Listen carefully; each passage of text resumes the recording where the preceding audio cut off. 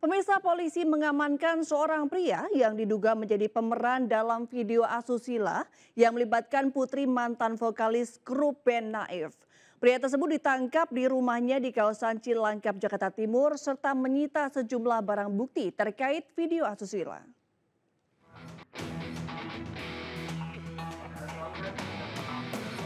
Ditreskrimsus Polda Metro Jaya menangkap AP, diduga pemeran pria dalam video asusila mirip anak musisi di kediamannya di Cilangkap, Jakarta Timur.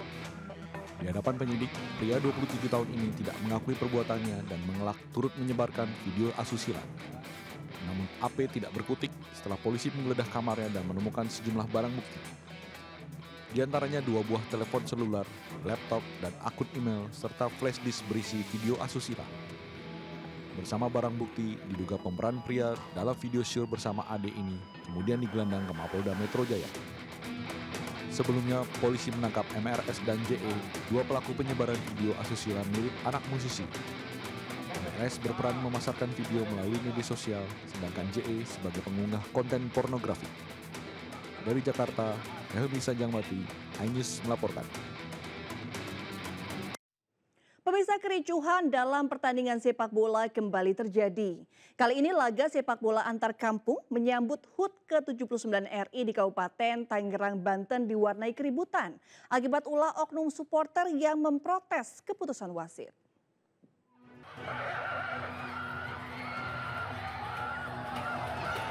Sejumlah supporter sepak bola Kampung Dangdang dan Kampung Malakpar, Kecamatan Cisau, Kabupaten Tangerang, Banten, masuk ke area lapangan memburu hakim garis dan wasit saat babak kedua baru dimulai. Para penonton emosi karena melihat jalannya pertandingan yang berat sebelah. Kericuhan para supporter kedua tim berhasil dilerai setelah panitia dan petugas keamanan turun ke lapangan. Kericuhan terjadi diduga akibat wasit berlaku tidak adil saat memimpin pertandingan. Ya awalnya sih dari permainan ya, hakim garis juga gitu kan, kelihatan kurang adil gitu kan, dari hakim garisnya dan wasitnya juga ketahuan dari pemain itu terinjak, kok tidak ada tindakan. Untuk menghindari kericuhan lebih parah, panitia bersama petugas kepolisian akhirnya menghentikan pertandingan. Dari Kabupaten Tangerang, Banten, Aimarani, iNews melaporkan. 3 orang penonton luka-luka dan harus dilarikan ke rumah sakit setelah tertabrak motor seorang pembalap yang keluar dari jalur pembatas. Insiden ini terjadi saat berlangsungnya kejuaraan balap motor di Deli Serdang, Sumatera Utara.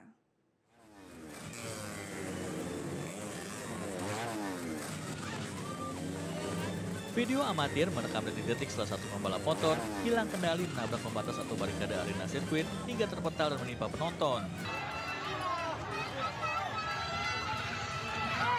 Akibatnya 3 orang penonton menjadi korban dan mengalami luka-luka. Seorang anak histeris melihat ayahnya terkapar tertimpa motor. Ketiga korban dibawa ke rumah sakit untuk mendapatkan perawatan. Insiden balap motor ini terjadi di sirkuit non permanen alun-alun kantor Bupati Deli Serdang, Kecamatan Lubuk Pakam, Kabupaten Deli Serdang, Sumatera Utara. Tadi kan pembalapnya di sana, pas mau belok cekongan ini, dia nggak dapet, jadi keterusan nabrak ini.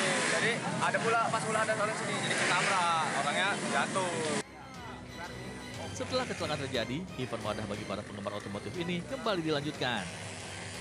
Dari Deli Serdang, Sumatera Utara, Amiruddin, iNews melaporkan. Seorang pemuda ditangkap polisi akibat kerap menodong wisatawan di atas jembatan Ampera, Palembang, Sumatera Selatan. Pelaku diringkus saat hendak kembali beraksi, berikut barang bukti sebilah senjata tajam.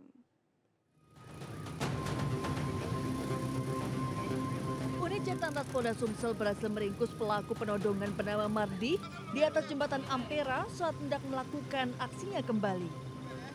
Pelaku diringkus petugas lantaran kerap kali menodong wisatawan lokal yang sedang melintas di atas jembatan Ampera dan mengancam korbannya dengan tajam.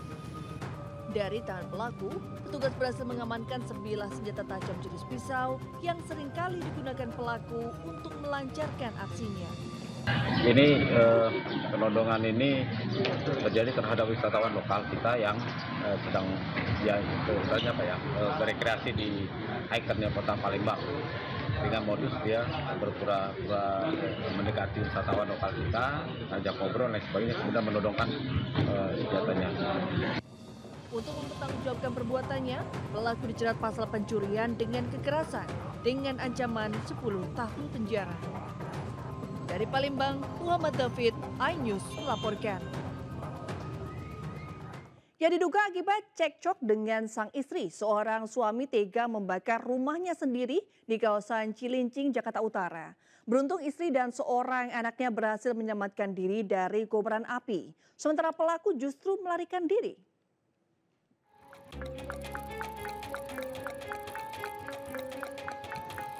Kepulan asap hitam disertai kobaran api menghanguskan rumah milik Wahidin di Jalan Kampung Bidara Marunda, Cilincing, Jakarta Utara.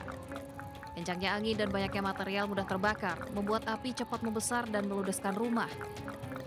Petugas damkar berhasil melokalisir kobaran api hingga tidak merambat ke bangunan yang berdekatan. Diduga kebakaran terjadi akibat perselisihan rumah tangga antara Wahidin dengan sang istri. Wahidin yang gelap mata nekat membakar selimut di dalam kamar yang menyebabkan api menyambar sejumlah barang hingga membesar. Tidak ada korban jiwa dalam peristiwa ini. Istri dan seorang anaknya berhasil menyelamatkan diri. Suami istri ini ribut. Nah, nggak tahu permasalahannya apa. Nah, si istri ini dapat informasi, pergilah ke rumah kakaknya. Nggak lama kemudian di sini kan ada adiknya satu. Pokoknya katanya dia bakar-bakar tuh, sprei dibakar. Saat kejadian, pelaku pembakaran rumah melarikan diri dan kini kasusnya ditangani aparat Polsek Cilincing, Jakarta Utara. Dari Jakarta, Sofian Firdaus, iNews melaporkan. Pemirsa, Wisma Atlet Kemayoran Jakarta Pusat direncanakan dialihfungsikan menjadi rumah susun untuk para aparatur sipil negara atau ASN. Namun rencana tersebut masih dalam pertimbangan mengingat ASN sebagian akan dipindahkan ke Ibu Kota Nusantara IKN.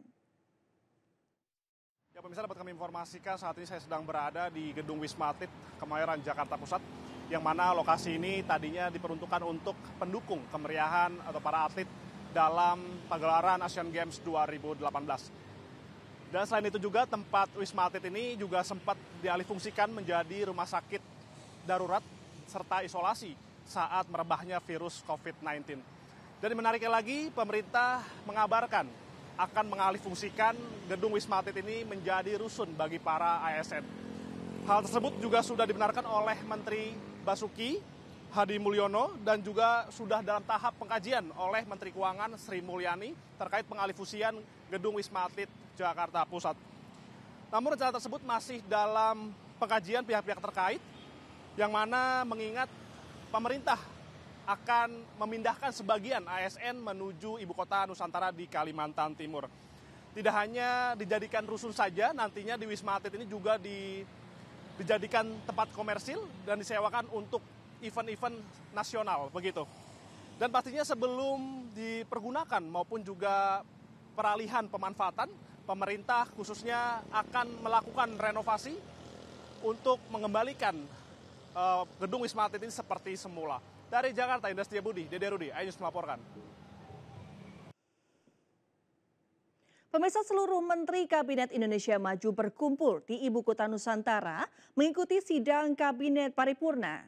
Sidang Kabinet ini membahas sejumlah isu, termasuk kelanjutan pembangunan Ibu Kota Nusantara.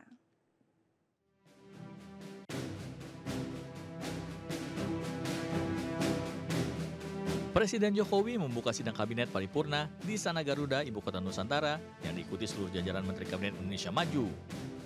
Dalam sidang tersebut, Presiden Jokowi membahas sejumlah isu, diantaranya kelanjutan pembangunan IKN, serta transisi pemerintah ke presiden dan wakil presiden terpilih. Presiden juga menekankan jika pembangunan IKN menggunakan pendekatan Forest City atau kota dengan penghijauan. Perpindahan ibu kota ini nantinya bisa dirasakan masyarakat dan merupakan langkah pemerataan ekonomi.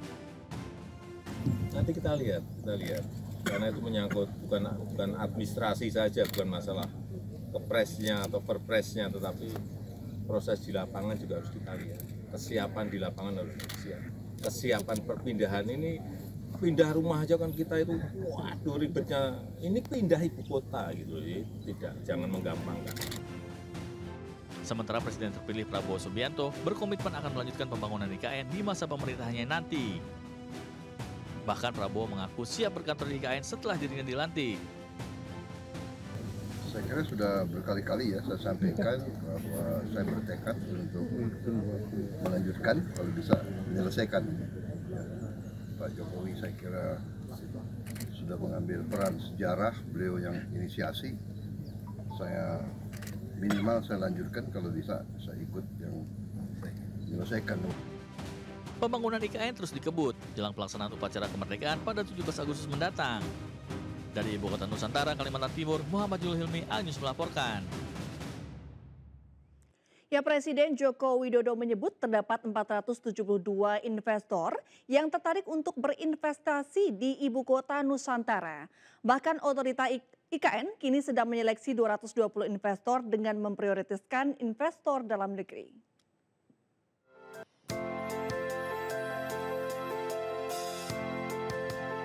Presiden Joko Widodo meresmikan pembangunan kantor bank swasta di Ibu Kota Nusantara, Kalimantan Timur.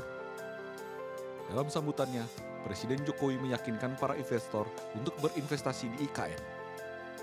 Menurut Presiden, sudah ada 472 investor yang tertarik untuk berinvestasi di Ibu Kota Nusantara. Jokowi bahkan menyebut Presiden terpilih Prabowo Subianto berkomitmen untuk melanjutkan pembangunan IKN dengan menyetujui anggaran percepatan pembangunan. Berkaitan dengan investasi, ada 472 investor yang sudah mengajukan dan menandatangani LOI dengan OIKN. Tetapi OIKN tetap diseleksi, dan ketemu angka 220 investor yang memang serius dan ingin masuk ke Ibu Kota Negara Nusantara. Semuanya tetap diseleksi. Otorita IKN kini sedang menyeleksi 220 investor dengan memprioritaskan investor dalam negeri. Dari Ibu Kota Nusantara, Kalimantan Timur, Muhammad Zulhimi, Al-News melaporkan. Itu jelang perayaan HUT ke-79 RI yang akan digelar di Ibu Kota Nusantara. Sejumlah persiapan terus dikebut. Salah satunya pengerjaan 2 tower kantor Kementerian Koordinator atau Kemenko 3 yang akan dipersiapkan untuk tamu VVIP negara saat pelaksanaan upacara kemerdekaan 17 Agustus 2024. Para pekerja proyek terus menyelesaikan proses finishing terhadap 2 gedung yang berdiri di sisi lapangan upacara. Rencananya 2 tower, yakni tower 1 dan 4 dari Kemenko 3 akan difungsikan menjadi holding room tamu VVIP negara. Gedung ini menjadi prioritas karena jaraknya sangat dekat dengan Istana Negara.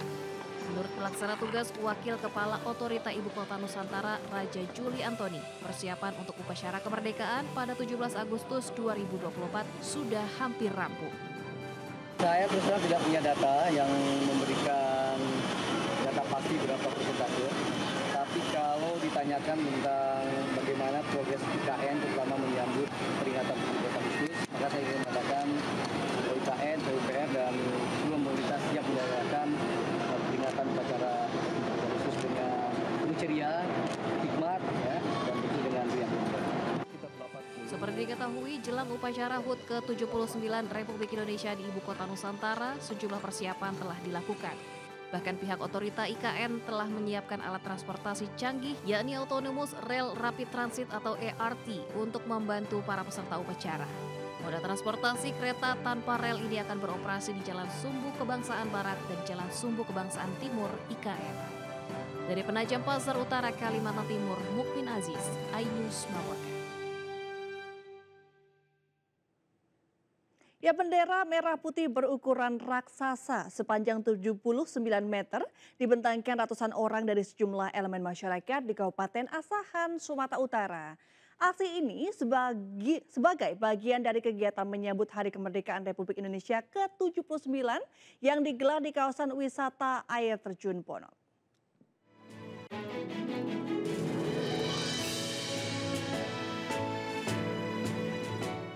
Pemandangan unik terlihat di kawasan wisata air terjun Ponot di Desa Tangga, Kecamatan Aik Songsongan, Kabupaten Asahan. Ratusan orang dari sejumlah elemen masyarakat serentak mengibarkan bendera merah putih sebanyak 205 bendera. Selain itu, para pelajar juga membentangkan bendera berukuran besar sepanjang 79 meter tepat di bawah air terjun Ponot. Panjang bendera berukuran jumbo ini disesuaikan dengan hari ulang tahun ke-79 Republik Indonesia. Taplak pengibaran bendera merah putih di lokasi ini melengkapi indahnya pemandangan alam dan membuat suasana semakin semarak. Terlebih, air terjun Ponot dengan ketinggian lebih dari 250 meter merupakan ikon wisata Kabupaten Asahan. Pengibaran bendera merah putih digelar setiap tahunnya dalam rangka memperingati Hari Kemerdekaan Republik Indonesia. Kegiatan ini bertujuan menumbuhkan rasa patriotisme dan cinta tanah air, serta mempromosikan destinasi wisata air terjun Ponot. Dari Kabupaten Asahan, Sumatera Utara, Ulil Amri, iNews melaporkan. Pemirsa, Ketua DPRD Maluku Utara Guntur Daud menjalani pemeriksaan Komisi Pemberantasan Korupsi terkait kasus dugaan tindak pidana pencucian uang di lingkungan pemerintah Provinsi Malut dengan tersangka ex-gubernur Abdul Ghani Kasuba. Dalam pemeriksaan ini, Guntur Daud diperiksa sebagai saksi.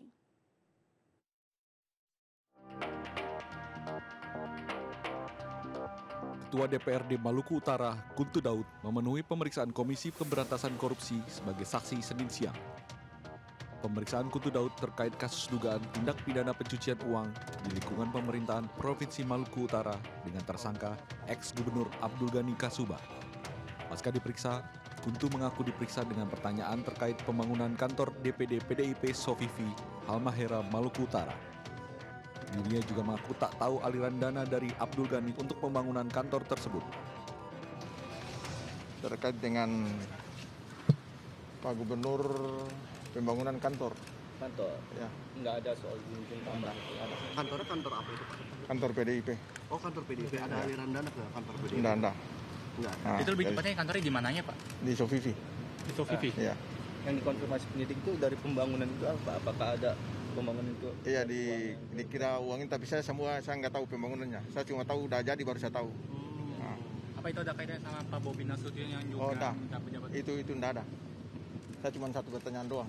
Ini terkait pembangunan. Iya, pembangunan aja. Iya. DPD. Iya. Diperkirakan itu harganya berapa Pak pembangunannya? Nah, itu makanya saya nggak tahu. Saya nggak bisa jawab tadi. Diketahui mantan Gubernur Maluku Utara Abdul Ghani Kasuba diduga menerima aliran dana dalam pengurusan izin tambang yang saat ini sedang diusut oleh lembaga anti rasuah. Abdul Ghani didakwa menerima suap dan gratifikasi dengan nilai 109,7 miliar rupiah dan 30.000 dolar Amerika Serikat.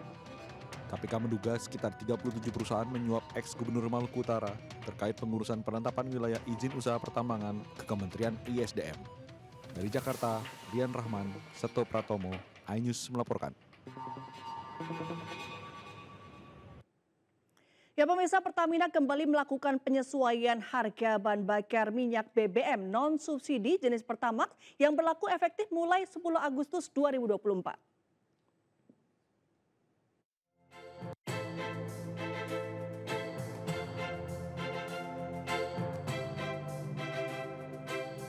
Selain kenaikan harga Pertamax, sebelumnya pada 2 Agustus 2024, Pertamina telah melakukan penyesuaian terhadap 4 jenis BBM non-subsidi, yakni Pertamax Turbo, Pertamax Tiring 95, Pertamina Dex, dan Dex Lite. Sementara untuk harga Pertamax resmi mengalami kenaikan pada 10 Agustus 2024. Meski sejumlah produk BBM non-subsidi mengalami kenaikan, untuk harga BBM subsidi jenis Pertalite dan Pertamina Biosolar tidak berubah. Sementara berdasarkan harga baru, kini harga Pertamax menjadi Rp13.700 dari harga semula Rp12.950 per liter. Untuk harga Pertamax Turbo menjadi Rp15.450, Pertamax Green 95 Rp15.000, Pertamina Dex Rp15.650, serta Dex Lite menjadi Rp15.350 per liter. Menurut pihak Pertamina, kenaikan harga BBM non-subsidi mengacu pada tren harga rata-rata publikasi minyak dunia atau Indonesian Crude Oil Price (ICP) dan nilai tukar rupiah terhadap dolar. Tim Liputan iNews melaporkan.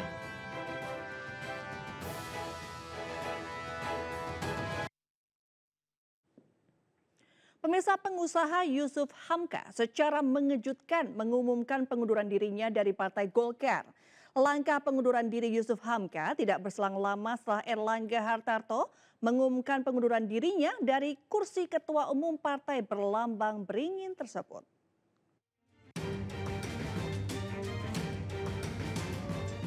Yusuf Hamka menyerahkan surat pengunduran dirinya ke kantor DPP Partai Golkar pada Senin pagi dan diterima oleh staf kesekretariatan. Dalam suratnya, Yusuf menuliskan beberapa alasan pengunduran dirinya sebagai kader Partai Golkar dan bakal calon wakil gubernur, diantaranya karena faktor usia dan keluarga. Menurutnya, keluarga dan guru-gurunya memberi saran agar ia keluar dari dunia politik dan kembali fokus menjadi pengusaha dengan membantu membangun infrastruktur di Indonesia. Selain itu, pria yang kerap disapa Babah Alun ini menyatakan bahwa pengunduran dirinya mengikuti mundurnya Erlangga Hartarto sebagai ketua umum yang merupakan sahabat baiknya. Pokoknya saya cuma bilang, Pak Erlangga, you are not alone. Ya, I will be with you and I don't let you walk alone. I will walk with you together. Yusuf juga menegaskan bahwa hingga saat ini dirinya belum ada komunikasi dengan Erlangga pasca mengundurkan diri dari jabatan Ketua Umum Partai Golkar. Sebelumnya, jagat politik dihebohkan dengan pengumuman mundurnya Ketua Umum Partai Golkar, Erlangga Hartarto. Setelah mempertimbangkan dan untuk menjaga keutuhan Partai Golkar dalam rangka memastikan stabilitas transisi pemerintahan yang akan terjadi dalam waktu dekat, maka dengan mengucapkan Bismillahirrohmanirrohim, serta atas petunjuk Tuhan Yang Maha Besar, maka dengan ini saya menyatakan pengunduran diri sebagai Ketua Umum DPP Partai Golkar. Sementara itu, Wakil Ketua Umum Partai Golkar Ahmad Doli Kurnia membantah mundurnya Erlangga karena adanya keretakan di tubuh Partai Golkar serta desakan dari pihak eksternal. Partai Golkar rencananya akan menggelar rapat pleno pada tanggal 13 Agustus untuk menentukan pelaksana tugas Ketua Umum dan tanggal musyawarah nasional luar biasa atau Munaslup. Dari Jakarta, Tim Liputan iNews melaporkan. Sementara Kejaksaan Agung belum bisa memastikan terkait kabar pemanggilan terhadap mantan Ketua Umum Partai Golkar Erlangga Hartarto. Kejaksaan menegaskan akan menangani perkara berdasarkan fakta hukum yang ada.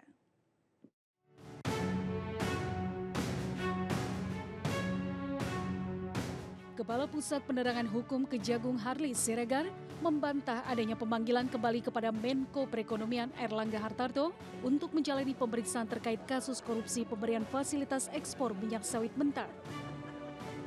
Harley Siregar juga membantah adanya kabar politisasi hukum terkait penanganan kasus di Kejagung dan menegaskan bahwa semua pemanggilan ataupun penanganan perkara di Kejagung didasarkan pada fakta hukum yang ada.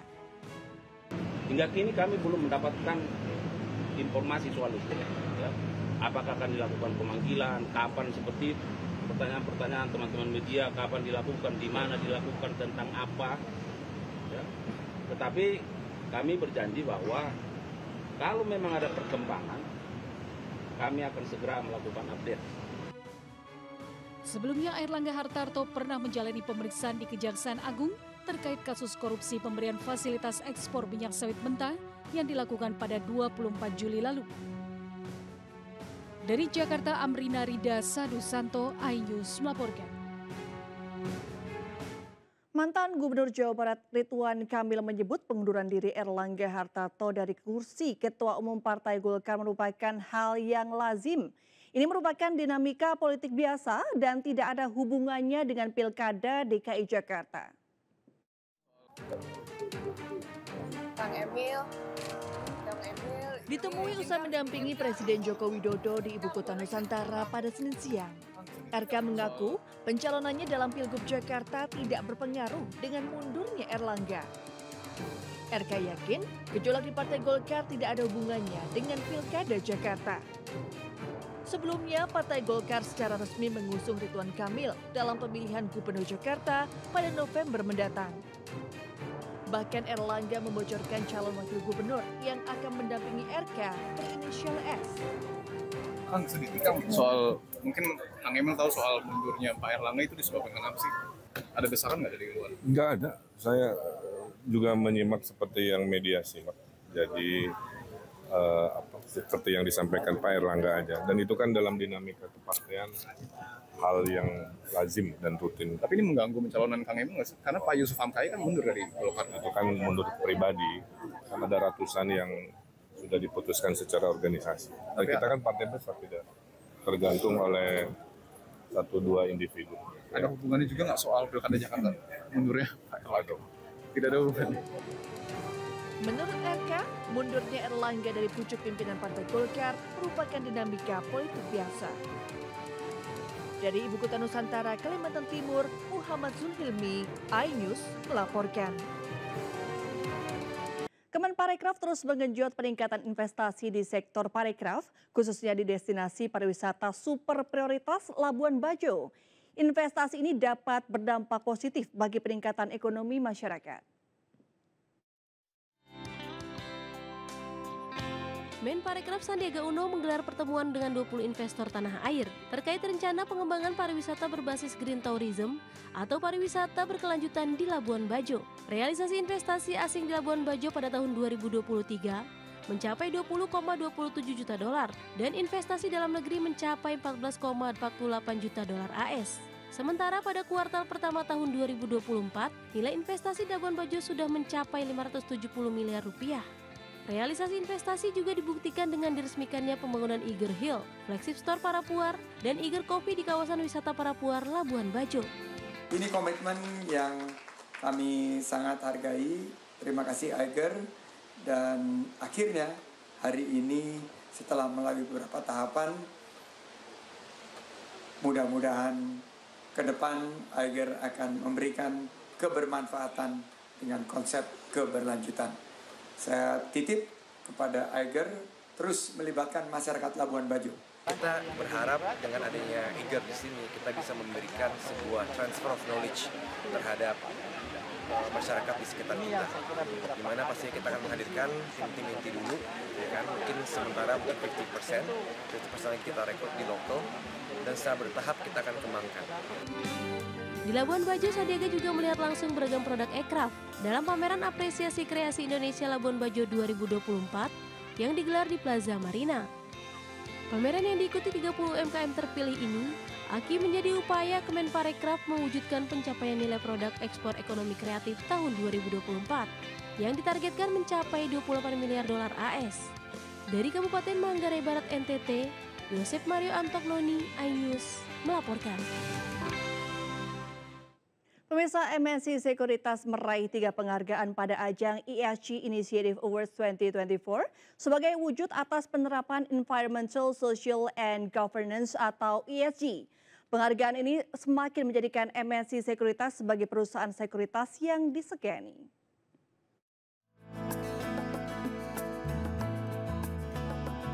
MNC Sekuritas berhasil meraih 3 kategori penghargaan dalam ajang ESG Initiative Awards 2024, yaitu Best ESG Investing Innovation, Best Sustainable Finance Leadership, serta Best Director for ESG Initiative yang diraih oleh Direktur IT MNC Sekuritas, Abdul Latif Yukas.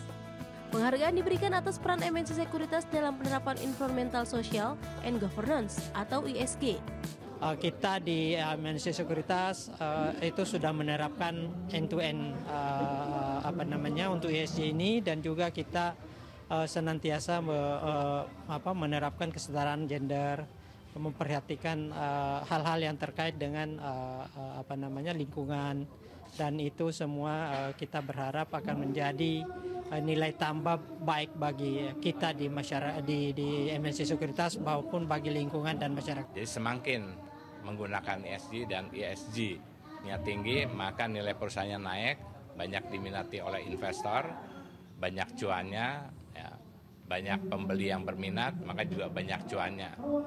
Artinya ini membuktikan bahwa sebaik-baik perusahaan adalah perusahaan yang memberi manfaat, baik lingkungan maupun sosial. MNC Sekuritas menjadi satu-satunya perusahaan sekuritas dari sektor finansial yang memenangkan penghargaan dari total 21 perusahaan yang terdaftar sebagai pemenang. Dari Jakarta, Stephen Patinama, iNews melaporkan. Ya, acara Pemimpin Daerah Awards 2024 digelar oleh iNews Media Group untuk memberikan apresiasi kepada pemimpin daerah yang memberikan kontribusi besar di wilayahnya, salah satunya Provinsi Sumatera Selatan. Percepatan pembangunan dan penciptaan bidang infrastruktur menjadi bagian perkembangan Sumatera Selatan. Provinsi Sumatera Selatan dalam percepatan pembangunan melalui infrastruktur Provinsi Sumatera Selatan mendapatkan penghargaan kategori percepatan pembangunan melalui infrastruktur dalam acara Pemimpin Daerah Awards 2024 oleh Ainus Group di Jakarta Concert Hall Ainus Tower, Jakarta Pusat. Percepatan pembangunan dan penciptaan bidang infrastruktur menjadi bagian perkembangan Sumatera Selatan. Tak hanya itu, Pemprov Sumsel tengah mendorong pengembangan bidang perekonomian, diantaranya hilirisasi pertanian, peningkatan UMKM, serta pemberdayaan BUMD sekitar wilayah. Alhamdulillah, Sumatera Selatan terus mendorong untuk infrastruktur diperluas. Baik itu kita lihat ada jalan-jalan yang mantap di Sumatera Selatan, kemudian juga jalan tol, kemudian juga LRT dan banyak lagi agar infrastruktur berjalan dengan lancar dan juga akses pembangunan maupun produksi hasil pertanian juga bisa berjalan dengan lancar. Selain itu, Pemprov Sumatera Selatan juga tengah menekan angka kemiskinan yang saat ini meningkat 10,79%, serta meningkatkan sektor tani untuk mengendalikan inflasi. Dari Jakarta, Rian Rahman, Audi Ramadan, Anyus melaporkan. Pemirsa, lokasi satu ini bisa menjadi referensi lokasi untuk Anda yang suka glamping, yakni glamping Bukit Dewi Manggung di Subang, Jawa Barat. Selain tempatnya yang masih asri, kabut tipis yang selalu muncul saat pagi hari membuat kita enggan beranjak untuk meninggalkan keindahannya.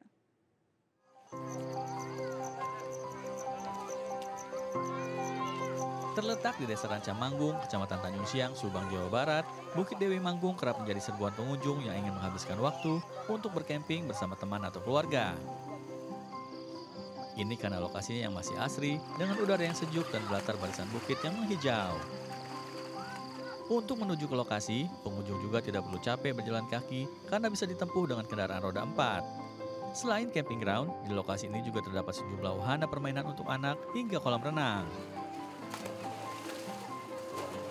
Dan yang paling penting, di sini juga bisa menggelar pesta bakar kambing sepuasnya.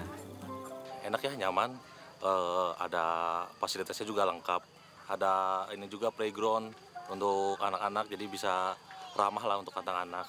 Selain kendaraan sampai lokasi, kelebihannya itu kita camping itu di atas awan, begitu terus fasilitasnya juga sangat menunjang. Untuk menikmati semua keindahan ini, pengunjung hanya perlu mengeluarkan kocek mulai dari Rp30.000 per orang. Dari Subang, Jawa Barat, Yudi Heriawan Juanda, Ainus melaporkan.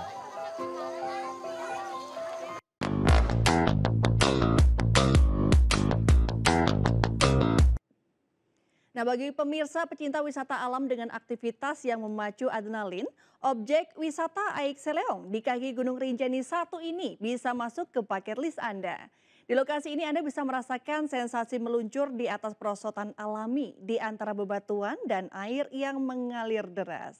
Nah, seperti apa ya? Berikut liputannya.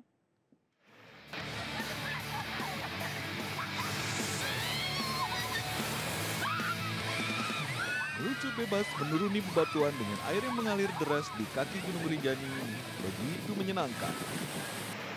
Airnya yang jernih, super dingin dan bersumber dari Gunung Rinjani, ditambah suasana asri penuh pemohonan, membuat wisatawan semakin betah. Perosotan alami yang menjadi objek wisata Aik Seleong yang berada di Desa Timbanu, Kecamatan Pringgasela, Lombok Timur, selalu ramai terutama di hari libur dan menjadi incaran para wisatawan. Terjun sama teman-teman saya di belakang, dan itu saya seru banget, airnya dingin, enak banget. Di atas itu kalau deg-degan banget, deg-degan parah. Lalu kalau udah di tengah itu rasanya kayak pengen teriak aja, gitu. Tiket sebesar Rp5.000, wisatawan sudah bisa menikmati beragam fasilitas seperti permainan ayunan romantis, saung, serta terdapat juga lokasi untuk berkemah. Ingin mencoba sensasi menantang yang memacu adrenalin, objek wisata Aik Seleong bisa menjadi pilihan Anda dan keluarga berlibur di akhir pekan. Dari Lombok Timur, Ramli Nurawang, Ainus melaporkan. Berlibur ke Gili Trawangan, Anda wajib menyempatkan bermain subwing di Laut Indah di Pulau Lombok, NTB. Butuh teknik khusus agar terampil menyelam sambil ditarik bot. Seperti apa keseruannya? Berikut liputannya.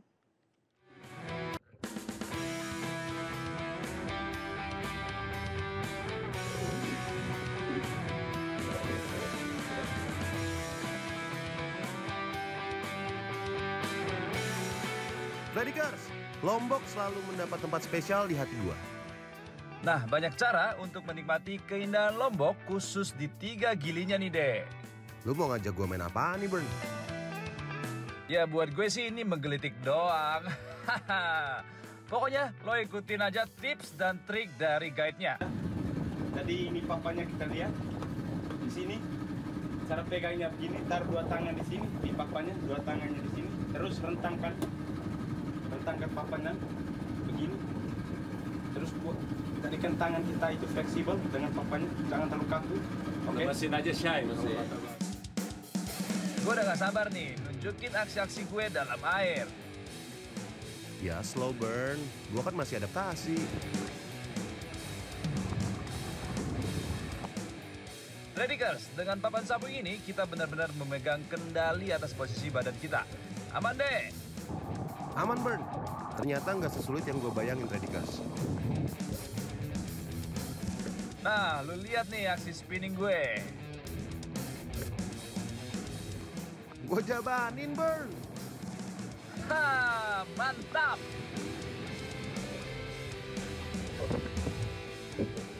Lah, papan gue kenapa nih? Waduh, gue kelepas. Stop perahunya. Wah, kenapa, Bern? Gara-gara kebaikan aksi, papan gue kelilit tali, jadi lepas kendali, Traders. Tapi aman sudah. Gue mau coba lagi beberapa gaya Traders. Yang paling keren nih, sleep time, gaya santuy.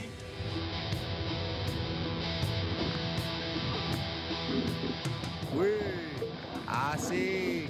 Santai kayak di pantai, Traders. Satu lagi nih yang paling susah, stand up in the boat. Gue harus ngelakuin beberapa percobaan baru gue berhasil bisa.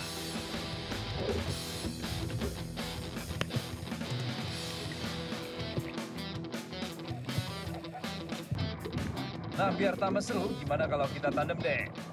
Boleh tuh, Bern. Ajak.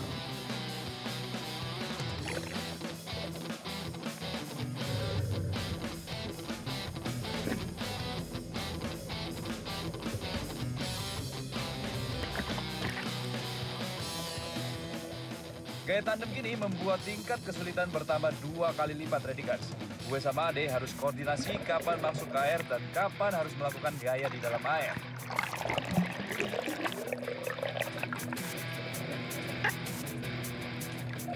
Redikers, seru banget. Asli. Jadi di bawah tadi, gue ngelihat banyak biota laut. Kayak karangnya warna-warni dan ikan-ikannya juga banyak. Yoi, lu gimana, Dek? Gue seru banget. Gue nyobain training dan segala macam. Yoi, jadi bisa beberapa trik. Tadi gue sempat duduk, berdiri, muter-muter. Yoi. Lo? Sama. Seru. Pengalaman pertama gimana? Seru, mau coba lagi. Nggak bakalan gabok? Enggak. Yaudah, kita bikin kita yang travel tanpa batas.